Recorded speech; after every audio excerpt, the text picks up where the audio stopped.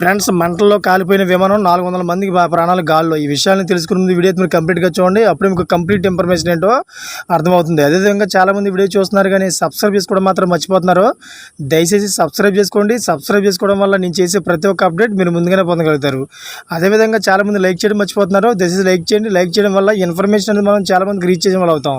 ఇంకా లేట్ చేయకుండా వీడియోకి వెళ్ళిపోతాం. ఫ్రెండ్స్, విమానం టేకాఫ్ తీసుకోవడానికి ముందు అన్ని చెక్ చేస్తారు సిబ్బంది. అంతే ఓకే అయితేనే విమానం గాల్లో ఎగరడానికి అనుమతిస్తారు. అయితే కొన్నిసార్లు అనుకోని సంఘటనలు ఎదురవుతుంటాయి. విమానం గాల్లోకి ఎగిరాక సాంకేతిక సమస్యలు ఎదురవుతున్నాయి.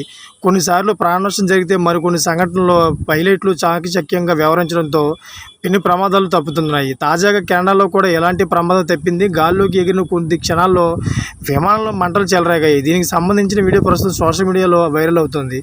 జూన్ 5వ తేదీన ఈ సంఘటన కెనడాలో జరిగింది. ఎయిర్ కెనడాకు చెందిన బోయింగ్ విమానం టోరింగ్ ఫియన్స్ ఎయిర్పోర్ట్ నుంచి రాత్రి 8:46 బయలుదేరింది. ఈ విమానంలో 400 మంది ప్రయాణికులతో పాటు సిబ్బంది కూడా ఉన్నారు. విమానం అలా టేకాఫ్ తీసుకున్న వెంటనే కుడివైపు ఇంజిన్లో చిన్నపాటి పేలుడు సంభవించింది. దాంతో మంటలు చెలరేగాయి. ఆ తర్వాత మంటలు రెక్కలకు వద్దకు వ్యాపించాయి.